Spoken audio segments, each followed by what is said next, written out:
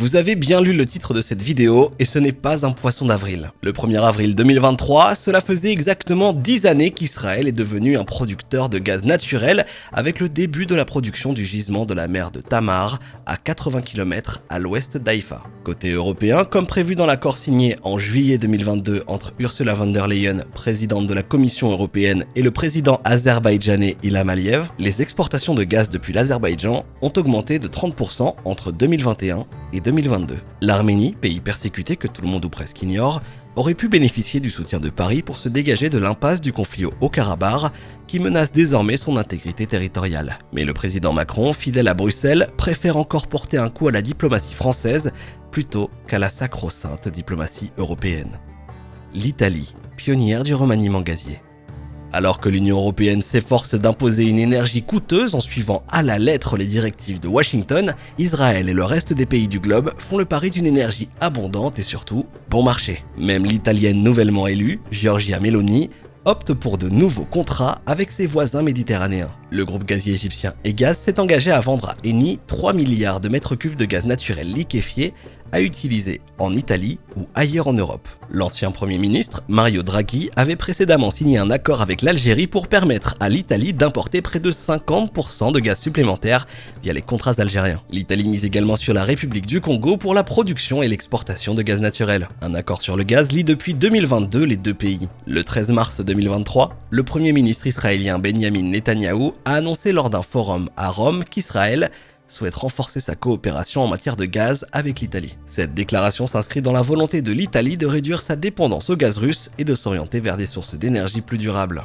Le projet EastMed prévoit la construction d'un gazoduc en grande partie sous-marin de près de 1900 km. Il est l'une des options envisagées pour acheminer le gaz israélien en Europe. Ce gazoduc permettrait de relier les champs gaziers offshore d'Israël avec le sud européen en passant par Chypre et la Grèce. Le gaz serait ensuite acheminé à Otrante, dans le sud de l'Italie, via le gazoduc Poséidon. Toutefois, ce projet est coûteux et ne devrait être terminé et mis en service qu'entre 2025 et 2027. Benjamin Netanyahou a évoqué l'option de créer un nouveau terminal de gaz naturel liquéfié à Chypre afin d'augmenter les capacités d'exportation de gaz d'Israël vers l'Italie et l'Europe. Le Premier ministre israélien a souligné qu'il existe un besoin stratégique en Italie et en Europe en matière de gaz et qu'Israël est prêt à en faire davantage dans cette optique. Cette déclaration a été saluée par son homologue italien qui a affirmé que l'Italie ambitionne de devenir le hub européen du gaz et qu'Israël doit être le point de force pour la production de gaz.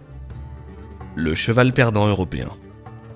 L'Union européenne tente d'imposer, en dépit de tout bon sens, l'impossible transition énergétique, c'est-à-dire l'abandon rapide et quasi total des énergies fossiles. Lors de l'édition 2022 du Forum de Davos, en plein conflit en Ukraine, la présidente de la Commission européenne a déclaré que nous n'avions pas besoin de pétrole ni de gaz. Certains États membres, la France en tête, ont compris que l'avenir de la production d'électricité passait par le nucléaire. Mais d'autres, comme l'Allemagne, l'Autriche et le Luxembourg, dont le ministre des questions énergétiques est un antinucléaire notoire, s'y opposent farouchement. Le dernier tour de magie du prestidigitateur de Bruxelles est l'invention d'un électrocarburant qui n'existe pas aujourd'hui et qui n'existera pas tant que l'Union européenne n'aura pas créé un mur économique rivalisant avec le reste du monde. Comment l'Union européenne en est-elle arrivée à ce gâchis dont il est impossible de sortir sans perdre la face? On se le demande. En tout état de cause, il faudra attendre les élections européennes de mai 2024 pour voir un éventuel revirement, mais plus le temps passe, plus le reste du monde nous devance économiquement et stratégiquement. La révolution énergétique israélienne.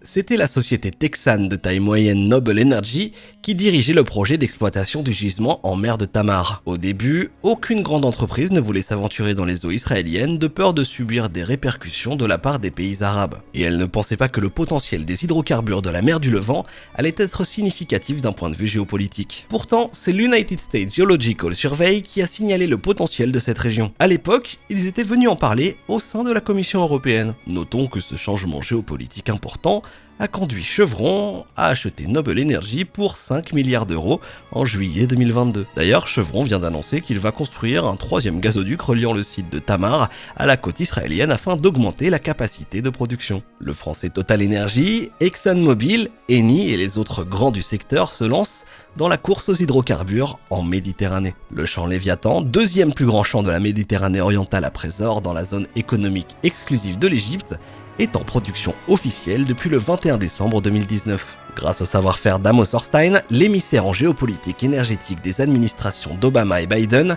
Karish, le gisement israélien situé près de la frontière maritime avec le Liban, entrera également bientôt en production. Hochstein a pu négocier un accord entre Israël et le Liban avec l'accord du Hezbollah pour que le Liban gère le gisement de Cana qui chevauche les deux zones économiques exclusives. Nous constatons que Bruxelles est encore aux abonnés absents lorsqu'il s'agit de géopolitique de l'énergie. Cela touchera bientôt les Européens de plein fouet, notamment sur le prix de leur facture de gaz. Il faut savoir qu'Israël travaille sur ces projets depuis 25 ans. Dans la géopolitique de l'énergie, l'unité de temps est la décennie, l'unité de compte est le milliard et l'unité de mesure de l'espace est la planète, océan compris. Il est impossible dans le domaine de l'énergie si crucial pour la vie économique et la civilisation technologique que quiconque fasse cavalier seul. L'un des pionniers de l'investissement israélien dans ces projets est le groupe Delek. L'une de ses filiales est devenue NewMed Energy en février 2022. Retenez bien le nom de cette entreprise car elle a contribué à changer le cours de l'histoire énergétique actuelle.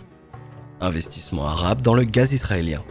Non seulement Israël exporte son gaz vers l'Égypte et la Jordanie, mais les Arabes investissent désormais dans l'énergie en Israël. Depuis 2021, Mubadala Investment Company, un fonds d'Abu Dhabi, possède 22% du champ de Tamar que Delek lui a vendu. Nous avons appris récemment que l'Abu Dhabi National Oil Corporation, la compagnie nationale des Émirats Arabes Unis, allait également investir en Israël. Le géant BP et ADNOC veulent investir 2 milliards de dollars pour développer la production de Léviathan.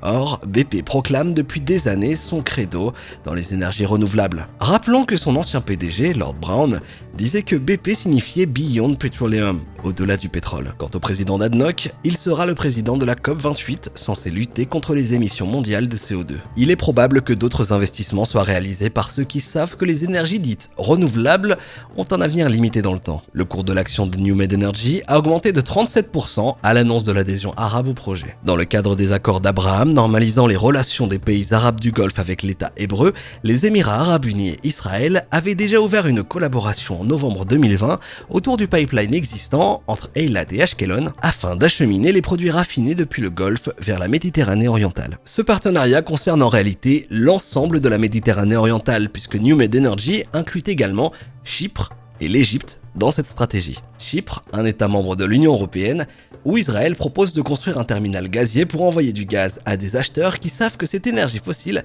restera encore longtemps le pilier de l'énergie thermique dans le monde. Rappelons que 70% du gaz naturel est utilisé à des fins thermiques, où les éoliennes et les panneaux solaires photovoltaïques ne peuvent pas faire grand-chose pour prendre de nouvelles parts de marché à l'avenir. Ce n'est donc pas un hasard si le président du Conseil italien s'est rendu à Abu Dhabi le 3 mars dernier pour parrainer la signature d'un accord entre ADNOC et la compagnie pétrolière et gazière dont l'État italien est l'actionnaire de référence. Le cher Bin Zayed a rappelé à cette occasion que son émirat entendait jouer un rôle dans la stabilisation de la Libye. Préoccupation majeure du gouvernement italien pour stopper les flux migratoires illégaux. Comme souvent, les intérêts géostratégiques s'entremêlent et sont irrémédiablement liés. Merci de nous avoir écoutés. Nous espérons que cette vidéo d'actualité vous a plu. N'hésitez pas, comme toujours, à la liker et à commenter. Partagez également cette vidéo sur vos réseaux sociaux pour améliorer notre référencement. Nous, on se dit à la prochaine!